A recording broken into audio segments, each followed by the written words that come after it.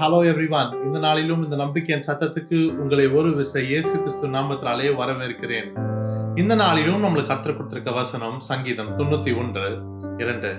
நான் கர்த்தரை நோக்கி, நீர் என் அடைக்கலம், நீர் என் கோட்டை, நீர் என் தேவன், நான் நம்பி இருக்கிறவர் என்று சொல்லுவேன். நான் நம்பி இருக்கிறவர் என்று சொல்லுவேன். இங்க தாவீது எழுதுறாங்க, ரொம்ப அழகா எழுதுறாரு. ஆண்டவரை ருசிச்சு, ஆண்டவரை டேஸ்ட் பண்ணிட்டு ஆண்டவரை பத்தி தாவீது எழுதுறாரு பாருங்க. கர்த்தரே, நீர் என் அடைக்கலம், நீர் என் கோட்டை. ஆண்டவரே, யோசிச்சு பாருங்களேன், எவ்வளவு பெரிய வார்த்தை அது. ஆண்டவரே, நீர் தான் என்னுடைய அடைக்கலம், நீர் தான் என்னுடைய கோட்டை, நீர் தான் என்னுடைய தேவன். ஃபுல் சரண்டர் பண்ணிட்டாருங்க தாவீது.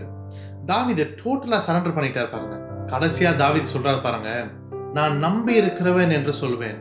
நான் நம்பி இருக்கிறேன், அவருதான், நான் அவரை தான் நம்பி இருக்கிறேன், நான் அவரை தான் சார்ந்து இருக்கிறேன், அவரு தான் என்னுடைய அடைக்கல பட்டணமா இருக்கிறாரு, நான் அவர்கிட்ட தான் போய் அடைக்கலம் ஆவேன், அவரு தான் என்னுடைய கோட்டையா இருக்கிறாரு. எவ்வளவு அழகா தாவீது டிஸ்கிரைப் பண்றாரு பாருங்க. ஏன் தெரியுமா தாவீது அவ்வளவு சொல்றாருங்க? தாவீது சொல்றதுக்கு ஒரு காரணம் இருக்கு. ஏன்னா தாவீது வாழ்க்கையில தேவன் அவ்வளவு நல்லவரா இருந்திருக்காரு. இன்றைக்கு உங்க வாழ்க்கையிலும் என் வாழ்க்கையிலையும் தேவன் அநேக நன்மையான காரியங்களை செய்தாரு, செய்து கொண்டே இருக்கிறாரு, செய்ய போறாருங்க. நீங்க விசுவாசிக்கிறீங்களா? நீங்க விசுவாசா தேவனுடைய மகிமையை நிச்சயமா காண்பீங்க. இன்றைக்கு நம்ம சொல்ல முடியுமாங்க தேவனை பார்த்து? நீங்க நம்ம கர்த்தரை பார்த்து சொல்ல முடியுமா? ஆண்டவரே, நீர் தான் என் அடைக்கலம், நீர் தான் என்னுடைய கோட்டை, ஆண்டவரே, நீர் தான் என்னுடைய தேவன். கடைசியா இருக்கிறது எல்லாருமே சொல்லிடுவோம், நீர் தான் என்னுடைய தேவன் நிச்சயமா சொல்லிடுவோம். ஆனா ஃபர்ஸ்ட் 2 இருக்குல்ல, அதுதான் நீ கர்த்தர் நம்ம கிட்ட எதிர்பார்க்கறாங்க. கர்த்தர் நம்ம கிட்ட அதுதான் எதிர்பார்க்கிறாரு. நம்ம அவர்கிட்ட அடைக்கலமா இருக்கணும், அவரு தான் நம்மளுடைய கோட்டையா இருக்கணும். அடைக்கலம்னா யோசிச்சு பாருங்களேன். அந்த அடைக்கலம் என்ற வார்த்தையை நான் தியானிச்சு கொண்டு இருந்தேன். அடைக்கலம் என்ற வார்த்தை நம்ம அநேக இடத்துல இப்ப கேள்விப்பட முடியாது. நான் சின்ன வயசா இருக்கும்போதெல்லாம் கேள்விப்பட்டிருக்கேன். இவர் இந்த காட்டுக்குள்ள அடைக்கலம் ஆயிட்டாரு, இவர் இந்த தேசத்துல அடைக்கலம் ஆயிட்டாரு அப்படின்ட்டு நிறைய காரியங்களை கேள்விப்பட்டிருக்கேன். அடைக்கலம் என்னன்னா சேஃப் ஆயிடுவாங்க, சேஃப், அவங்களுடைய சேஃப்டி. நம்மளுக்கு இங்க போனா பிரச்சனையே இல்லப்பா, நம்மள நல்லா பார்த்துப்பாங்க, நம்மளுக்கு ஒரு குறைவா இருக்காது, நம்ம பாதுகாப்பா இருக்க முடியும், நம்மளை எந்த புயலும், நம்மளை எந்த பூகம்பமும், நம்மளை எந்த பிரச்சனையும் நம்மளை அணுகாது. நம்ம இங்க போனா நம்ம நல்லா அடைக்கலமா இருக்கலாம், நம்ம சேஃபா இருக்கலாம். அதுதான் அடைக்கலம். இன்றைக்கு நம்ம கர்த்தர்கிட்ட அடைக்கலம் ஆயிட்டோம் வச்சுக்கோங்களேன், நம்மளுக்கு எந்த ப்ராப்ளம் இல்லைங்க லைஃப்ல, நம்மளுக்கு எந்த ப்ராப்ளம் இல்லை. நான் அநேக வாட்டி சொல்லியிருக்கேன், எனக்கு ரொம்ப பிடிச்ச கோட் இது. We are not storm free, but we are storm proof. But we are storm proof. நம்மளுக்கு புயலே வராதுன்னு இல்லைங்க, நம்மளுக்கு புயல் வரும், நம்ம வாழ்க்கையில பிரச்சனைகள் வரும். ஆனா நம்ம அந்த அடைக்கல பட்டணத்துல இருக்கும்போது, நம்மளுக்கு எந்த ப்ராப்ளமும் இல்லை பாருங்க. நம்ம சேஃபா இருப்போம், நம்ம சேஃபா இருப்போம். சீஷர்கள் படகுல காத்து அடிச்சது, புயல் அடிச்சது, ஆனா சேஃபா இருந்தாங்கல்ல, ஏன் தெரியுமாங்க? அடைக்கல பட்டணம் அவங்களோட தான் டிராவல் ஆகி கொண்டு இருந்தாரு, அடைக்கலமானவர் அவங்களோட தான் டிராவல் பண்ணி கொண்டு இருந்தாரு. அதனால அவங்களுக்கு பிரச்சனை இல்லை. இன்றைக்கு நம்ம கர்த்தர்கிட்ட அடைக்கலாம் ஆயிட்டோம் வச்சுக்கோங்க, நம்ம வாழ்க்கை சேஃபா இருக்கும். இன்றைக்கு உங்க வாழ்க்கை சேஃபா இருக்க போது, இன்னைக்கு என்னுடைய வாழ்க்கை சேஃபா இருக்க போது எப்பனா நம்ம கர்த்தர்கிட்ட அடைக்கலம் ஆகும் போது. 2வது தாவீது சொல்றாரு, தேவன் தான் என்னுடைய கோட்டை, கர்த்தர் தான் என்னுடைய கோட்டை. நான் கோட்டைன்ற வார்த்தையை தியானிச்சு கொண்டு யோசிச்சு கொண்டு இருந்தேன். கோட்டை அப்படின்னா என்னது? அதுவும் one of the safest place தாங்க, லக்ஸூரியஸ் பிளேஸ். நம்மளுக்கு வேண்டியது எல்லாமே கிடைக்கும், நம்மளுக்கு எந்த பாதிப்பா இருக்காது கோட்டை உள்ள போயிட்டா. நான் கோட்டைன்னு யோசிக்கும் போது எனக்கு இப்போ அட் பிரசன்ட் எந்த கோட்டையும் ஞாபகம் வரல. பட் நான் பெக்கிங்ஹாம் பேலஸை யோசிச்சேன், நான் ஒயிட் ஹவுஸை யோசிச்சேன். அதெல்லாம் ராணியோட கோட்டை, அது அமெரிக்கன் பிரசிடென்டோட கோட்டை, அப்படி யோசிச்சேன் நான்.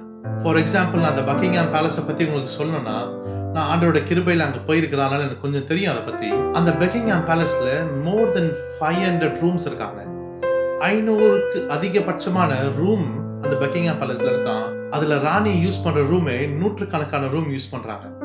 அந்த பக்கிங்ஹாம் பேலஸோட சேஃப்டி பாத்தீங்க வச்சுக்கோங்களேன், அந்த கேட்டை தாண்டி யாருமே பெர்மிஷன் எல்லாம் போக முடியாது. கேட்டை தாண்டி பெர்மிஷன் எல்லாம் போனோம்னா நம்மளை சுட்டுடுவாங்க. பேச்சு வார்த்தையே இல்லை, பேசவே மாட்டாங்க. பெர்மிஷன் இல்லாம நம்ம அன்வான்டா உள்ள போனோம் வச்சுக்கோங்களேன், நம்மளுக்கு மரணம் நிச்சயம். சோ அப்பனா யோசிச்சு பார்த்துக்கோங்க, அந்த பக்கிங்ஹாம் பேலஸ் அவ்வளோ சேஃப்டி. அந்த பக்கிங்ஹாம் பேலஸோட எல்லாமே கிடைக்குமா? 100கணக்கான வேலைக்காரர்கள் அங்க வேலை பார்த்து கொண்டு இருக்காங்க. யாருக்காக? ராணிக்காக. அங்க அத்தனை கணக்கான மக்கள் அங்க வேலை பார்த்து கொண்டு இருக்கிறாங்க. உள்ளே கோட்ரஸ் இருக்கு, உள்ளே அநேக காரியம் இருக்கு, உள்ள கிடைக்காத விஷயமே இல்லையாங்க, உள்ள எல்லாமே கிடைக்குமா? அதுதான் ஒரு கோட்டை. ஃபார் எக்ஸாம்பிள், ஒயிட் ஹவுஸ் யோசிச்சுக்கோங்க, நாங்கள் போனதில்லை, ஆண்டவர் சித்தா நான் ஒரு நாள் போவேன். அந்த ஒயிட் ஹவுஸ் வந்து பிரசிடென்டோட வீடு, அவருடைய ஆபீஸ் எல்லாமே அங்கதான் நடக்கும். அந்த ஒயிட் ஹவுஸ்ல எத்தனையோ பேர், கிட்டத்தட்ட 1000 கணக்கான பேர் வேலை செய்யறாங்களாங்க. ரெகுலர் பேசிஸ்ல டெய்லி 1000 பேர் அந்த ஒயிட் ஹவுஸுக்கு வேலைக்காக மட்டும் வந்துட்டு போறாங்களாம். யோசிச்சு பாருங்க, அப்போ அது எவ்வளவு பெரிய கோட்டையா இருக்கும்.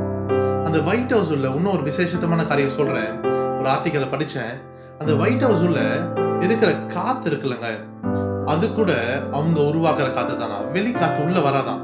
ஏன்னா கெமிக்கல் பாம்ஸ், கெமிக்கல் இன்ஃபெக்ஷன் எதனா ஆயிட போகுது பிரசிடென்ட்டுக்கு அப்படின்ட்டு அதுக்குள்ள இருக்க காத்து கூட ஒரு சேஃபான காத்தாங்க. அப்ப யோசிச்சு பார்த்துருக்கோங்க, கர்த்தர் நம்மளுடைய கோட்டையா இருக்கும் போது, கர்த்தர் நம்மளுடைய அடைக்கல பட்டணமா இருக்கும் போது நம்ம வாழ்க்கை எப்படி இருக்கும்? நான் யோசிச்சு பார்த்தேன், ஆண்டவரே, இந்த உலக பிரகாரமான மனுஷாளுக்கே நீங்க தான் ராஜாக்களை உருவாக்குறது, நீங்க தான் ராஜாக்களை தள்ளுறது. அவங்களுக்கே இவ்வளோ பாதுகாப்புனா இந்த உலகத்துல, அவங்க வீட்லயே இவ்வளவு பாதுகாப்புனா இந்த உலகத்துல, இன்றைக்கு உம்முடைய கோட்டைக்குள்ள நான் வரும்போது எனக்கு எவ்வளவு பாதுகாப்பா இருக்கும், எனக்கு எவ்வளவு பாதுகாப்பா இருக்கும். உங்களுடைய அடைக்கல பட்டணத்துல நான் வரும்போது, உங்களுடைய கோட்டைக்குள்ள வரும்போது, நீங்க தான் தேவன் சொல்லிட்டு என் வாழ்க்கையை நான் உங்ககிட்ட முழுசா சரண்டர் பண்ணும்போது என் வாழ்க்கை எப்படி இருக்கும்? என் வாழ்க்கை எவ்வளவு சந்தோஷமா இருக்கும், என் வாழ்க்கை எவ்வளவு சேஃபா இருக்கும். இன்னைக்கு கர்த்தர் நம்ம கிட்ட இதுதாங்க எதிர்பார்க்கிறாரு. இன்றைக்கு கர்த்தர் உங்ககிட்ட இதுதான் எதிர்பார்க்கிறாரு. இன்றைக்கு அவர் நம்மளுடைய அடைக்கல பட்டணமா இருக்கிறாரு. இன்றைக்கு அவர் நம்மளுடைய கோட்டையா இருக்கிறாரு. இன்றைக்கு அவர் நம்மளுடைய தேவனா இருக்கிறாரு. இங்க தாவீது குறிப்பிட்டது போல இன்றைக்கு நம்ம வாழ்க்கையிலையும் அவரு தாங்க அடைக்கல பட்டணம். இன்றைக்கு அவரு தான் நம்மளுடைய கோட்டை. இன்றைக்கு அவரு தான் நம்மளுடைய தேவன். நீங்க விசுவாசிக்கிறீங்களா? நீங்க விசுவாசா தேவனுடைய மகிமையை காண்பீங்க. நம்ம கர்த்தர் கோட்டைக்குள்ள போயிட்டோம்னா ஒரு தீங்கு நம்மளை அணுகாதுங்க. ஒரு தீங்கு நம்மளை அணுகாது. நம்மளை சுத்தி அநேக பிரச்சனை நடக்கலாம், நம்மளை சுத்தி அநேக காரியங்கள் நடக்கலாம், ஆனா நம்ம சேஃபா இருப்போம். ஏன்னா நம்ம அடைக்கல பட்டணத்துள்ள, நம்ம கர்த்தருடைய கோட்டைக்குள்ள அவருதான் எல்லாமே சார்ந்து நம்ம அவரோட இருக்கும் போது நம்மளுக்கு எல்லாமே நன்மைதான், நம்மளுக்கு எல்லாமே சேஃபா தான் நடக்கும். இன்றைக்கு உங்களையும் என்னையும் தேவன் அடைக்கல பட்டணத்துள்ள அவருடைய கோட்டைக்குள்ள அழைக்கிறாரு. நம்ம போக ஆயத்தமா இருக்கிறோமா? நான் ரொம்ப ஆவலா இருக்கேங்க. நான் ரொம்ப ஆவலா இருக்கேன். ஆண்டவரே, இந்த வசனத்தை எனக்கு கர்த்தர் கொடுத்து நான் ஜெபிச்சுட்டேன். ஆண்டவரே, என் வாழ்க்கையில நீங்க தான் அடைக்கல பட்டணம், என் வாழ்க்கையில நீங்க தான் கோட்டை. இந்த வசனத்தை நான் அநேக தடவை படிச்சிருக்காங்க. என்னோட சிறு வயதுல இருந்து இந்த வசனத்தை படிச்சு கொண்டிருக்கிறேன். ஆனா இன்றைக்கு கர்த்தர் எனக்கு கொடுத்த வெளிப்பாடு கொஞ்சம் டிஃப்ரெண்டா இருந்துச்சு. இன்றைக்கு இந்த வசனத்து மூலியமா கர்த்தர் என்கிட்ட இடைப்பட்டது ரொம்ப டிஃப்ரெண்டா இருந்துச்சு. நான் உடனே லைஃபை சரண்டர் பண்ணிட்டேன். ஆண்டவரே, நீங்க தான் என்னுடைய கோட்டை, நீங்க தான் என்னுடைய அடைக்கல பட்டணம், நீங்க தான் என்னுடைய தேவன். நான் நம்பி வந்திருக்கிற தேவன் நீங்க தான். ஒரு காலமும் நீங்க என்னை கைவிட மாட்டீங்கன்னு நிச்சயமா தெரியும். அதை நான் சரண்டர் பண்ணிட்டேன். இன்னைக்கு நீங்களும் கர்த்தர்கிட்ட சரண்டர் பண்ணிடுங்க. நம்ம ஜெபிப்போமா? அன்புள்ள இயேசுவாமி, இந்த நல்ல நாளுக்காக நன்றி செலுத்துகிறோம் ஆண்டவரே. இந்த நல்ல வார்த்தைக்காக நன்றி செலுத்துகிறோம் ஆண்டவரே. அப்பா, நீர் எங்களுடைய அடைக்கல பட்டணமா இருக்கிறீரே. அப்பா, நீர் என்னுடைய கோட்டையா இருக்கிறீர் ஆண்டவரே. அப்பா, நீர் எங்களுடைய தேவனா இருக்கிறீர். அதுக்காக நன்றி செலுத்துகிறோம் ஆண்டவரே. அப்பா, நாங்கள் உமக்குள்ள, நாங்க உம்முடைய கோட்டைக்குள்ள இருக்கும் போது எங்களுக்கு பாதுகாப்பு தானே. எங்களுக்கு எந்த பிரச்சனையும் இல்லையா ஆண்டவரே. நாங்கள் எதை குறிச்சும் கவலைப்பட வேணாம் ஆண்டவரே. நீங்க எல்லாம் எங்களை பாதுகாத்துக் கொள்வீங்க. நீங்க எல்லாம் எங்களுக்காக செய்வீங்க ஆண்டவரே. நீர் அப்படியே எங்க வாழ்க்கையில செய்யப்படுறதுக்காக நன்றி செலுத்துகிறேன். இந்த நாள் முழுவதுமே எங்களை பாதுகாத்துக் கொள்ளுங்க, எங்களை வழி நடத்துங்க. இயேசு கிறிஸ்து நாமத்தாலே ஜெபம் கேட்கிறோம் நல்ல பிதாவே. ஆமென், ஆமென். இந்த நல்ல நாளிலும் நான் உங்களை சந்திச்சது ரொம்ப சந்தோஷம். மீண்டும் ஒரு உற்சாகப்படுத்துற வசனத்தோட நாளை தினத்தை சந்திக்கிறேன். Until then, bye from Sam. ஒருவேளை உங்களுக்கு ஜெப குறிப்பு, ஜெப விண்ணப்பம் எதனா இருந்துச்சுன்னா இந்த வீடியோட முடிவில் ஒரு இமெயில் அட்ரஸ் கொடுக்கப்படும். அந்த இமெயில் அட்ரஸ்க்கு உங்களுக்கு ஜெப விண்ணப்பம் அனுப்புங்க. நான் உங்களுக்கு ஜெபிச்சு கொண்டிருப்பேன். God bless you. God be with you.